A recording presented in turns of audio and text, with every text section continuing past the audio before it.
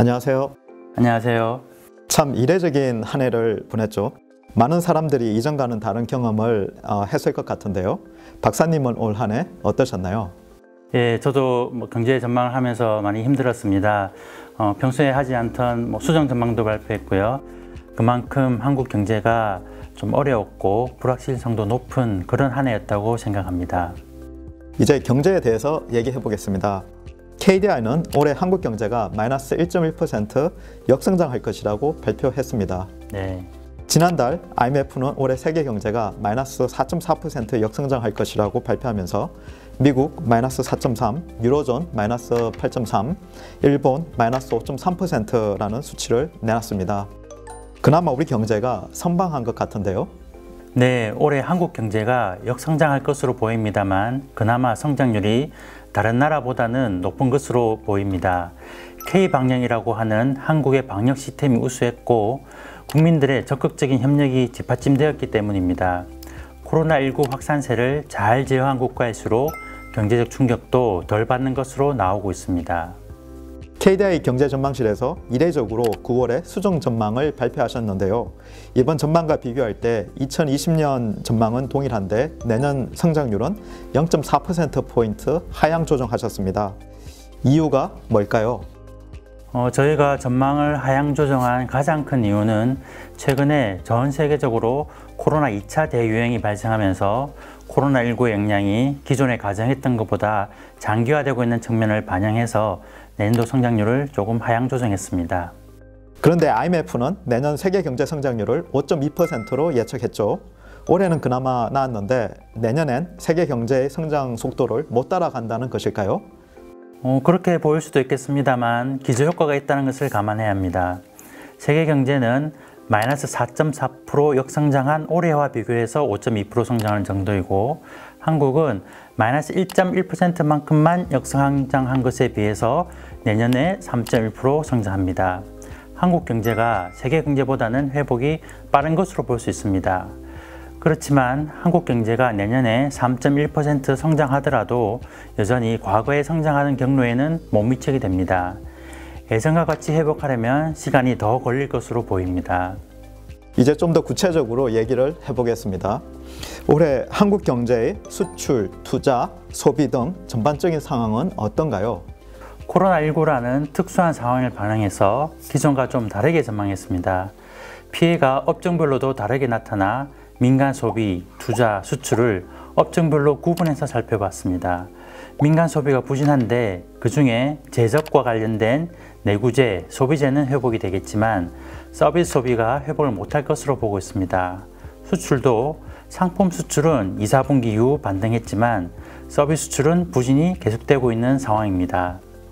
서비스 수출이라는 개념은 시청자들에게 생소할 것 같은데 좀 설명해 주시겠어요? 서비스 수출은 다양한 산업을 포함하고 있는데요. 주로 외국인이 국내 여행을 와서 소비하는 부분이 큽니다. 최근에는 외국인 관광객이 코로나19로 거의 없습니다. K-팝 등 한류가 전파되면서 음반, 영상, 게임, 웹툰 등 콘텐츠가 해외에서도 인기를 많이 끌고 있습니다만 코로나 상황에서는 이것만으로 서비스 수출이 반전되기가 어렵습니다. 그렇군요. 2020년 경제 상황과 전망을 요약해보면 대면을 기피하는 현상 때문에 서비스업은 계속 타격을 받지만 제조업은 피해를 줄이며 회복하고 있다는 것이군요. 사람들의 소득이 줄고 수출도 줄었는데 제조업의 회복은 어떻게 가능했던 것일까요? 여기서 피해를 회복했다는 것은 2, 4분기에 전 세계적인 봉쇄령으로 입었던 타격이 덜해졌다는 의미이지 아직 살아났다는 얘기는 아닙니다. 코로나19 위기가 발생했을 때 전반적으로 소비가 줄었는데요. 6월 이후에는 가구, 자동차 등 미뤄뒀던 소비가 살아났고요. 비대면 수혜 업종인 반도체 수출이 회복하고 자동차도 해외에서 영업이 재개되면서 부진이 완화되고 있어 조금 회복된 수준입니다. 최근 통계청 고용 동향에서는 작년 10월에 비해 제조업 일자리가 10만 개 줄었다고 나왔고 또 최근 발표하신 KDI 현안 분석에서도 제조업이나 지식산업 일자리의 중요성을 강조하셨습니다. 네. 그런데 대면 서비스업 일자리가 코로나19로 가장 타격을 받지 않았을까요? 기본적으로 서비스업에서 고용 타격이 가장 컸습니다만 서비스업은 코로나19 위기가 종결되면 일자리도 비교적 빠르게 회복될 수 있습니다. 문제는 제조업과 지식산업에서 줄어든 일자리인데요. 한 번 줄어든 일자리가 단기간에 다시 생기기 어렵기 때문이고요. 제조업과 지식산업의 일자리는 지역 서비스업 일자리에 영향을 준다는 것인데요. 제조업 일자리가 10만 개 줄어든 영향으로 앞으로 서비스업 일자리가 10만 개 이상 줄을 수 있다는 것입니다. 그래서 제조업 일자리에 주목해야 한다는 말씀을 드리는 겁니다. 네, 코로나19는 일자리에도 산업에 따라 다르게 영향을 미치고 있다는 말씀이시군요. 어떻게 해야 일자리에 대한 피해를 줄일 수 있을까요? 코로나19로 인해 일시적인 충격을 받아서 기업이 파산하지 않도록 지원하되 부실이 누적된 기업은 차별적으로 접근하는 것이 필요하고요. 양질의 교육산업 일자리에 대해서는 코로나19 보건위기가 끝날 때까지 고용유지 지원금을 지급하는 것이 좋을 것 같습니다. 지역 서비스업에 대해서는 자영업자, 임시일용직 등 취약계층에 집중해서 소득 감소를 직접 보조하는 재정 지원이 효과적입니다. 일자리 대책뿐 아니라 올해 상당히 많은 경제 정책들이 시행됐는데 효과가 어느 정도 있었는지 국민들이 궁금해하실 것 같습니다. 올해 시행된 추경, 통화정책, 금융정책들은 코로나19의 충격을 완화하는 데 큰 도움이 되었습니다. 4차례에 걸쳐 시행된 추경은 올해 성장률을 0.5%포인트 정도 제고하는 효과는 있었던 것으로 보입니다.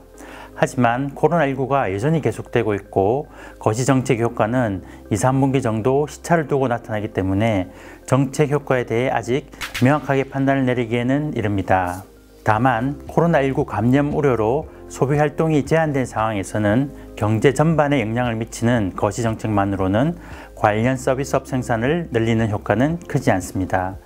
감염 우려가 있는 서비스업 수요를 인위적으로 늘리려고 하기보다는 직접적인 지원이 계속 필요합니다.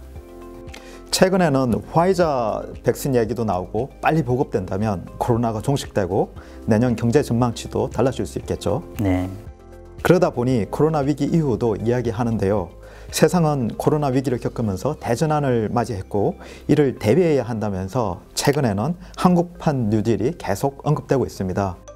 한국판 뉴딜 무엇인지 설명 부탁드리겠습니다. 뉴딜은 1930년대 미국에서 대공황이 발생했을 때 미국 정부가 대규모 공공사업으로 일자리를 창출해서 대공황을 극복한 것을 말합니다. 한국판 뉴딜도 그와 비슷한 방식으로 지금의 경제 위기를 극복하겠다는 얘기인데요. 디지털 뉴딜, 그린 뉴딜, 사회 안전망 확충 등 크게 3개의 축으로 추진하고 있습니다. 한국판 뉴딜은 코로나19 이후에 디지털 경제, 저탄소 경제로의 전환을 뒷받침하기 위해 기반시설 구축에 집중하고 있습니다.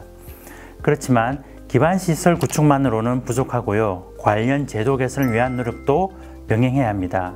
특히 탄소 배출 등 환경 부담을 유발하는 행위를 제한하기 위해 생태적 조세개혁 등 인센티브 구조를 개편해서 친환경 기술에 대한 수요를 창출해내야 합니다.